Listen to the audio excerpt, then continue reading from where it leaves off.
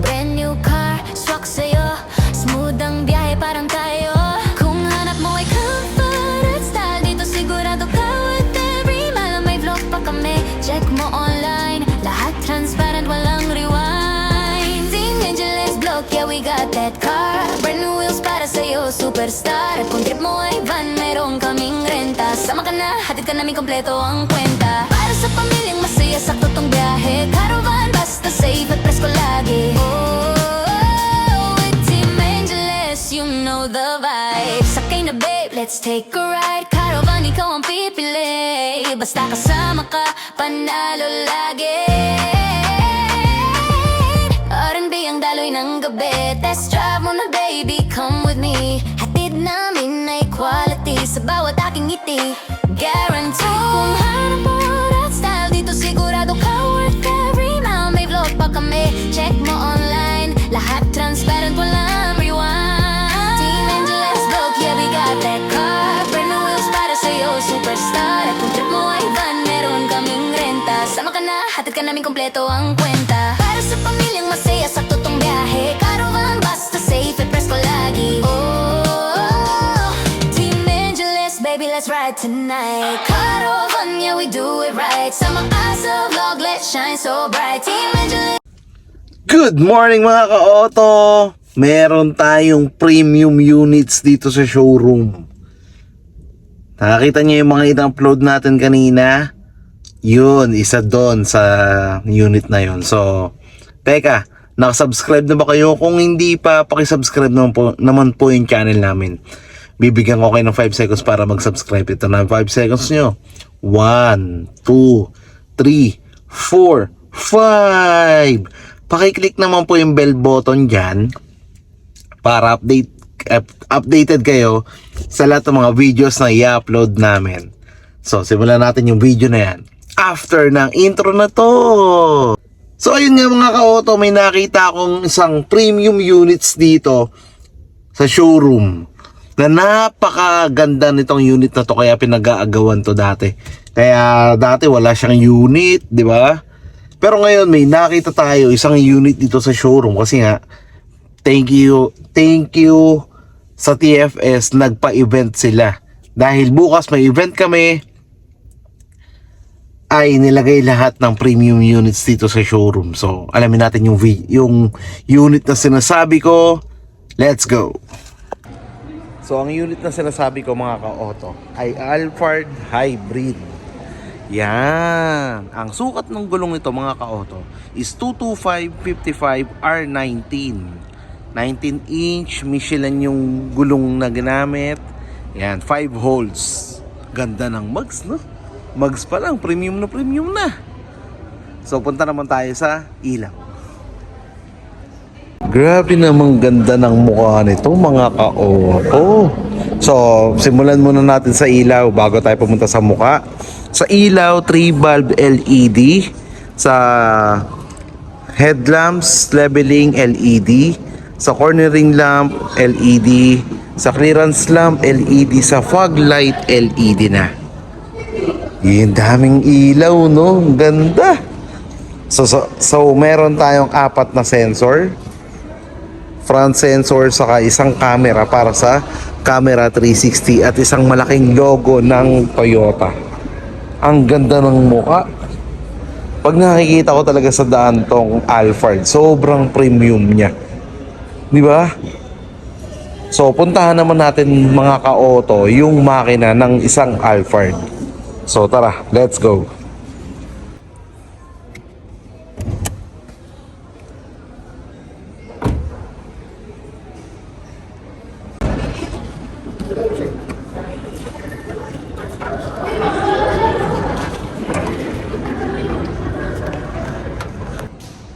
Grabe, ito pala yung makina. Actually, ngayon lang talaga ako nakapag-ikot sa isang Alphard. Ang makina nito mga ka-auto is 2.5. Hybrid 4-cylinder inline, 16 valve, DOHC, chain drive wheel, dual VVTi. Hybrid na with dual VVTi pa. So sobrang tipid nun mga ka-auto. Di ba? hybrid na siya, dual BBTI pa. Yung consumption nito mga ka-auto,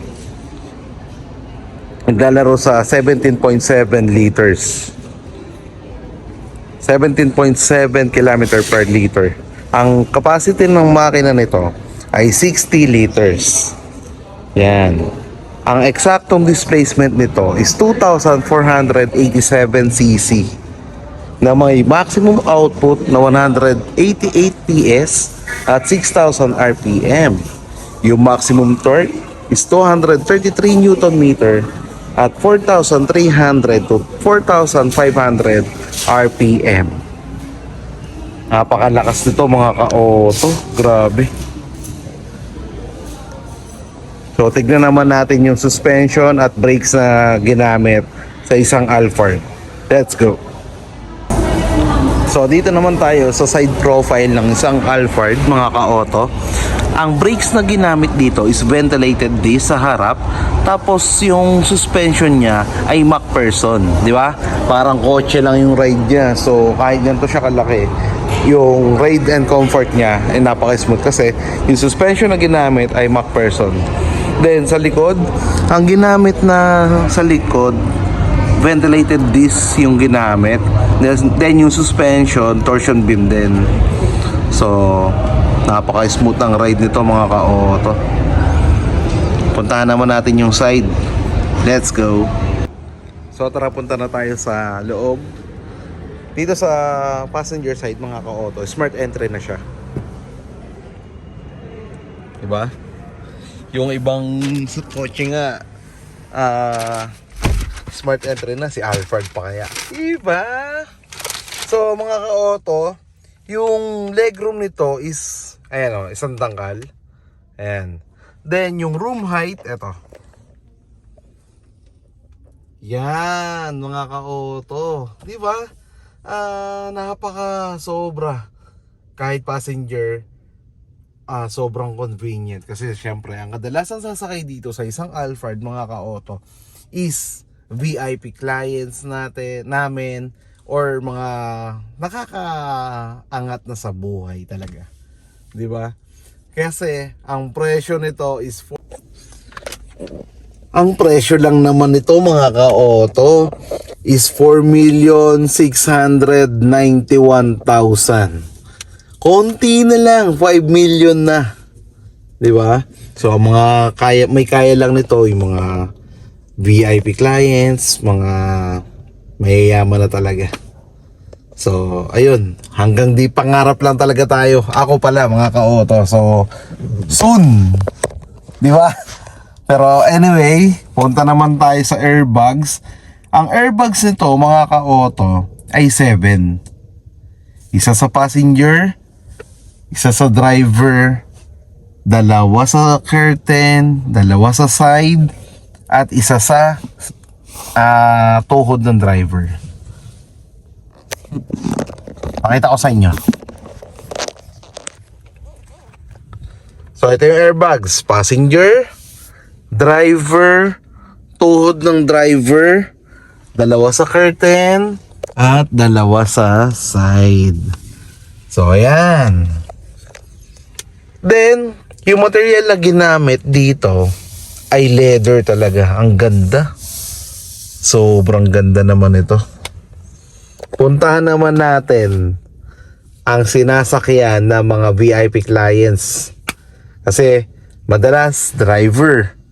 Pangalawa, yung bodyguard, di ba?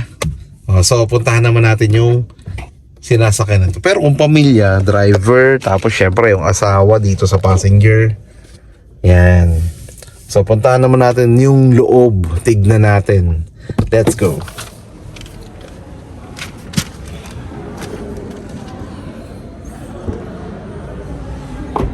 Automatic yung pinto mga ka-auto bago tayo makapunta sa loob.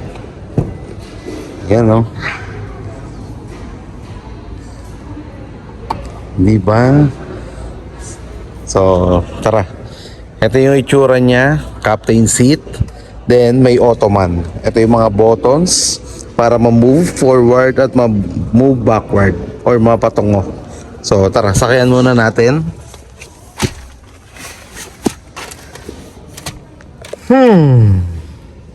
Di ba? So, dito. Ayan, oh. Oh. Swipe up.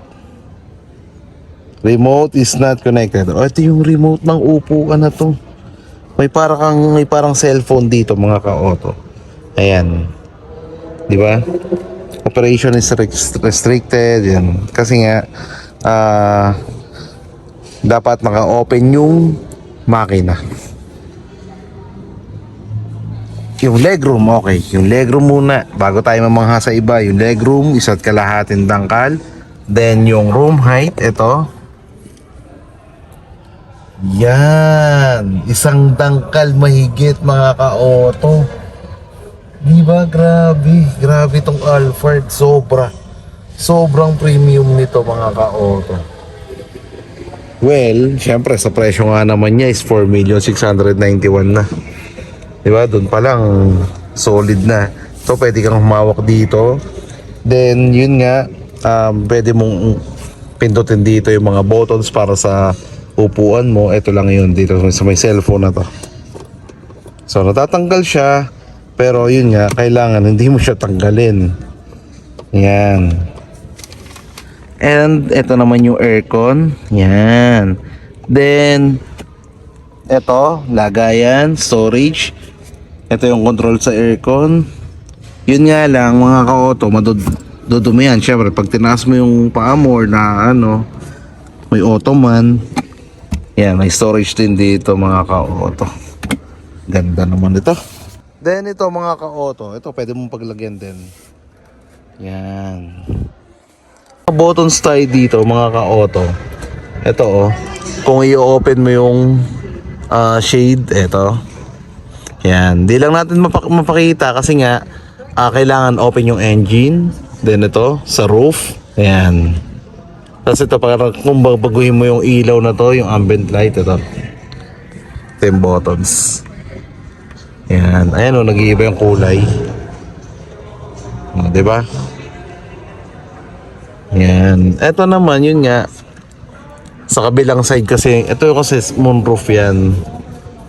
O, ibahin natin yung ilaw, ha. Balik natin sa color blue. Ayan. Diba? Ang ganda. Bali yung moonroof niya, mga ka-auto, isa dito, tapos isa dito. Left and right. Ayan, diba? Then, ito naman yung control sa aircon. Yan. Ganda naman ito. Tapos, yun nga, may VIP. Ayan, no. Ito yung VIP niya. Yan. VIP net niya. VIP net niya. Ito. Para hindi ka... kahit nakatint na ay hindi pa rin pasukin ng liwanag or ng init kasi may net na tayo dito. Ganda, no?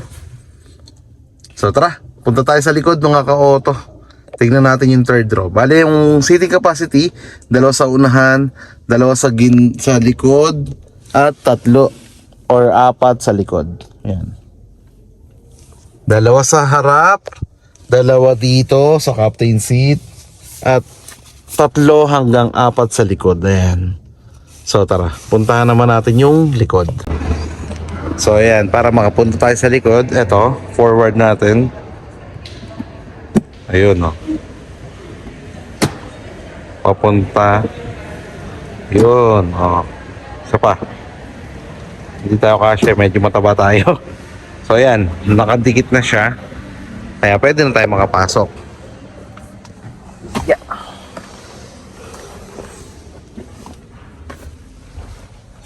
Yan.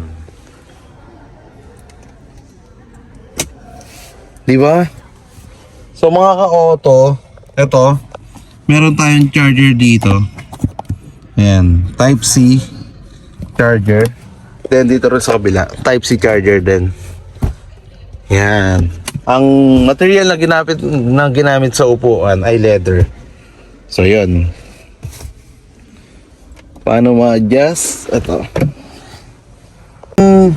So yun mga ka-auto, yung legroom ito, ayan, sandangkal at dalawa yata to eh. O, sandangkal at kalahati. Diba? Sobrang luwag dito mga ka-auto. Tapos, pwedeng 3 dito yung makaupo. Ayan. Pwedeng 4 kung depende kung kasya. Then yung legroom, ito. Yan. Tapos, pwede natin i-adjust yan dito. Ito lang. Ayan. Kaya ma-adjust yung legroom. Yung sandal mo ma-adjust pa. Yan. O, diba? So, na-atras ko siya. So, yun nga, mga ka-auto, 7-seater lang to. Dalawa sa harap, dalawa sa captain seat sa gitna, at 7 to 8 pala. 3 hanggang 4 dito sa likod. Siyempre siguro maliliit, pero mga pagkatulad kong mga mataba, 5'9", yung height siguro hanggang 3. Yan. O, tapos dito meron pa tayong storage dito. Yan din, room lamp. Ayan, o. O, diba? Napakaganda sa kabila din, ganun. O. Diba? Tapos yun nga, yung ambient light, yung binago natin na kulay dito. Ayan. Sarap matulog dito sa Alphard. Panalo. So tara, puntahan naman natin yung likod. Let's go. Ayan natin ang ilaw. So ayun mga ka-auto, ito shark fin antenna, then integrated spoiler with the high mount stop lamp. Ayan. LED na yung rear combination lamp niya. Ayan. Then may 4 na sensor at badge ng HEV. Backup camera. Ayan. So, tignan naman natin yung likod niya.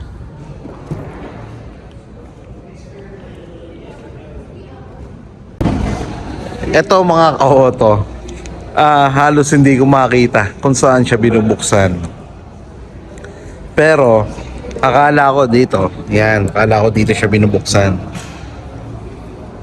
Dito pala, mga ka-auto. Hold mo lang to ng 1.5 seconds. Yan na. Diba? Ayun, bumukas na. Then, eto naman, kung ito, diba, gusto mo ibaba lang sa mababa dahil medyo maliit ka, baba mo lang to, pindutin mo lang to. Yan, o yun, pwede mo siyang i-stop. O, pag bababa mo ulit, stop mo ulit. Pwedeng ganon mga ka-auto. O, di ba? O, tignan naman natin yung pagtupi ng upuan. Yan. Ito, forward to. Yan, ito forward. Yan. Yun. So, yun yung forward para sa ma-forward yung upuan para sa mas malaking luggage. Then, kung isasabit mo naman siya dito, ganito naman. Pindutin mo lang to. Ito para forward. And, ito. Di ba? One touch tumble. Then, ito. Ilagay mo na siya dito.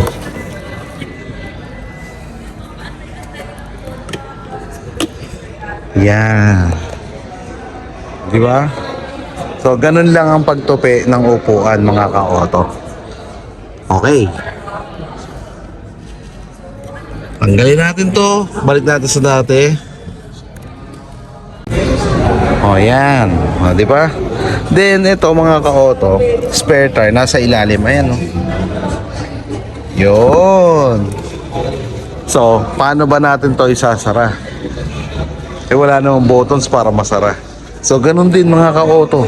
Dito rin sa may ilaw, Yung nasa taas, 1.5 seconds lang din ito. Ayun na. Diba? Napakagaling nito, napakaangas ng Toyota Alphard. Wala akong masabi dito mga ka-auto. Grabe, ang ganda. So, puntahan naman natin. Ay, may nakalimutan ako. Ito.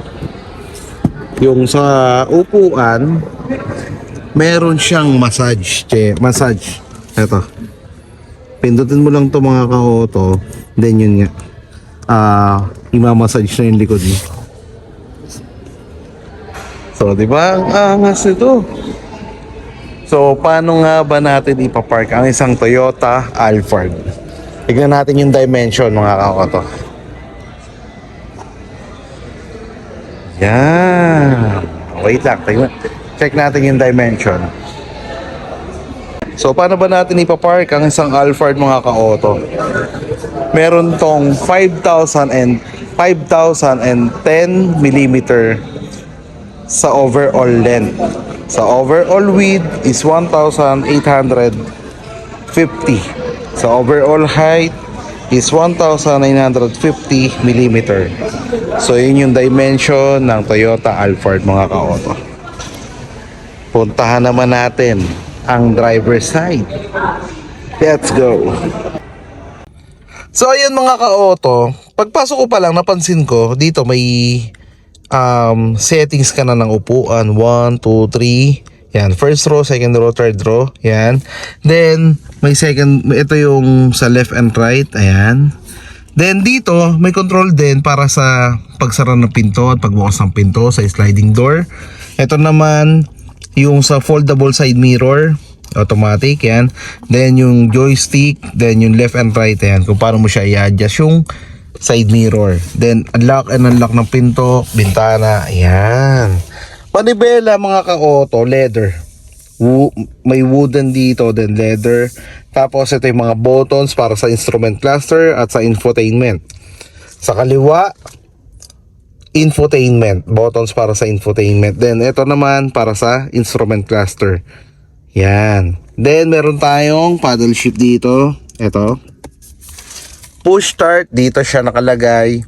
Tapos, may malaki tayong 14-inch infotainment. Sa aircon, dual zone climate control. Sa likod, single zone climate control. Yan. May wireless charger tayo dito. Lagayan ng water bottle, okay, dito. Tapos, ito yung shift gear natin. Park, reverse, neutral, drive. Pababa lang siya mga ka-auto. Yan, ganun lang siya. Eco mode and eco mode ito, EV mode ito. Yan, electronic parking brake with auto hold, ito. Then, meron tayong malaking center console na dual, ayan, HDMI, tapos meron tayong type C, yan, then car charger dito. Pag sinara mo dito rin sa kabila, pwede mo siyang buksan makabila naman, di ba? Napakaangas naman itong Alphard nito. So ito, globe box, yan, then sun visor na may vanity mirror, ito rin. May vanity mirror din. Ayan. May ilaw pa. So, ganda, di ba?